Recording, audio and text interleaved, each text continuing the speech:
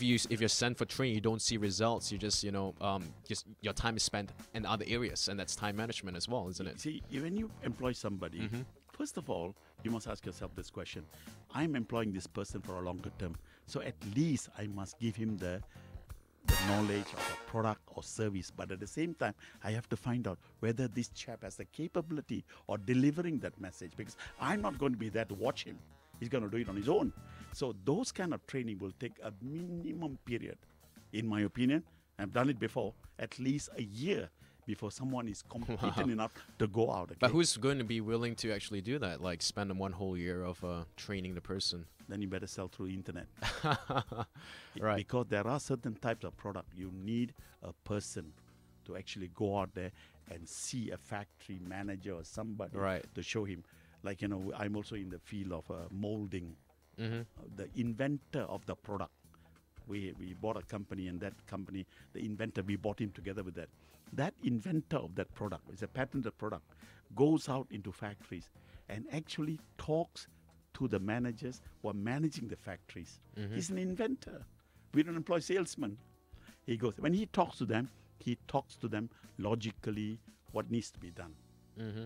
How this product that is invented can help them produce more. This is about cycle time and all that. So I'm just quoting you the example because even in our case, we ourselves go out there and talk to customers.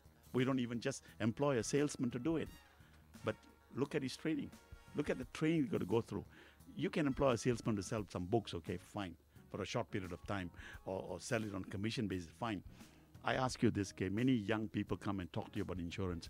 What does this person who's selling that insurance to you understand about life before he or she tries to sell me something? Mm-hmm. I'm 73 years old. Right. How would I buy from him? How would I trust him? Exactly. So that is also important. Age group is important also. So in a lot of ways, companies must spend money and time training them. And if you can do that, most people will be loyal. Provided, of course, you take care of them.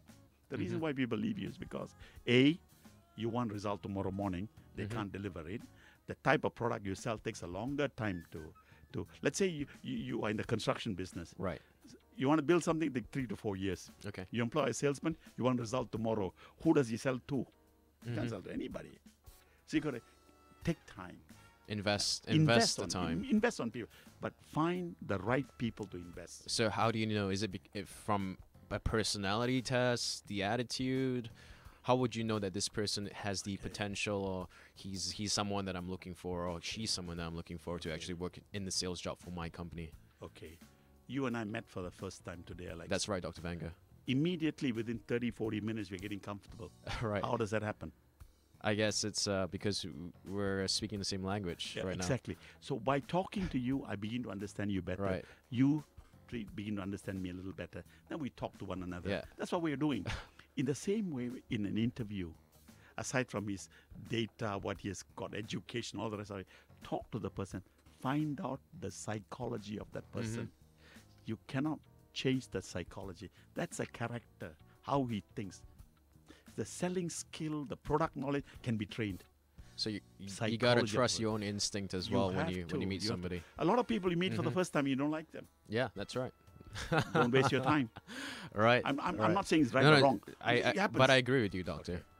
Because the moment we sit together and talk about it, we Yeah. want to talk. And I feel a person who wants to become a salesperson should be a very transparent person, or able to talk to you. Straightforward. Tell you exactly Being what he is. honest, I Yeah, guess. Exactly. Yeah.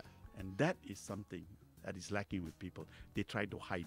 Why are you asking me where I come from? Yeah. Why are you asking me whether I'm They're married or not? extremely closed. So they have to be a little bit more open-minded Yeah, than exactly. willing. As we talked about a few minutes Right. before we sat down, see, people are afraid to talk to another person. Uh-huh. You know that Yeah. afraid. But then you find that because of the fact that you've been, let's say like this, you've been cheated once, doesn't mean that everybody's going to cheat you. You know the old saying, okay? One swallow doesn't make a summer, right? Yeah. Yeah. But sure, there's some indication of it. Sure, sure. But then spend time trying to understand the psychology of the person. And that, I think, is where we are losing. We employ salesmen to advertising, put them in a newspaper, and 4 people apply, then 2 people got employed. That's not what I think. A person must spend time interviewing. And who are interviewing them? That's another thing. Yeah? Right. You send right. an HR person to interview. What does the HR person knows about selling? Unless this HR person is fully equipped with psychology, which Exactly. we're talking about Yeah, today, exactly. more than sales actually. In fact, to me, yeah. to me, a salesman should interview another salesman. Okay.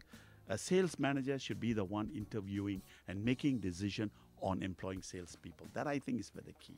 And then to find out, okay, he's good in this, he's not so good in this. We need to train on that. Are we prepared Areas to of invest? improvement. Yeah. Right. Are we prepared? If we are prepared to invest, fine. Invest it. Don't turn back. Don't look at the numbers again. Look at what he's doing every day. Activities that he does. Whether that activity is bringing about a result, and so on and so forth, okay? But the key to all this is the person himself, a salesperson, must have this ability to understand what he has done and to make a review of what he has done on a daily basis so that he knows that those are the areas that he got to change. These are the areas that he got to improve. And if he can recognize that, voila, we have it there. I work with salespeople also. I have companies that have salespeople. This is what we do. They must write a daily report of the customers they went and saw and what they did and what they spoke about. And there's someone I've employed to read this, to read it and find out, hey, how can we improve this person? Is he on the right path? And so on and so forth, okay? That's what happens, okay? So I'm not talking to you conceptually, No. I do totally exactly feel you, doctor. we have a company elsewhere in the world where we also do the same thing. We discuss and train people over and over again. So the whole sales cycle is really before planning. Yes. Then it's actually execution, presentation, Yes. and then once that is done, then only you go into post review Yes, of what absolutely. actually happened Yes. before you go into the whole process Yes. of planning again, and then your Yes. planning improves, and Yes. gradually Yes. that's like the cycle of Yes. the entire process. So it's a whole process, It's a whole Right. big process.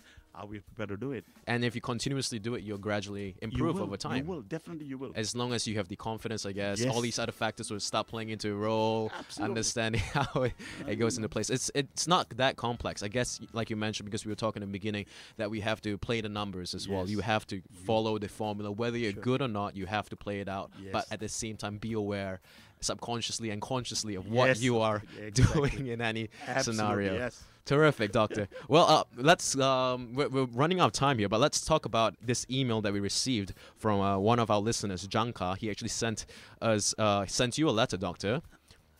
And what it says here is Janka was given a task to set a meeting for 20 people and with at least 10 agendas. How does he set this meeting to prepare ahead to make sure that the meeting is not going to be hours of long and boring? It's challenging to get everyone prepared ahead. Any tips on this, doctor? Yes, of course there is. First of all, to get 20 people to take a decision is actually a bad idea. So I'm assuming that he's putting 20 people together, Janka is putting 20 people together, and in that 20 people, they got a 10 list of agenda issues that has to be sorted out.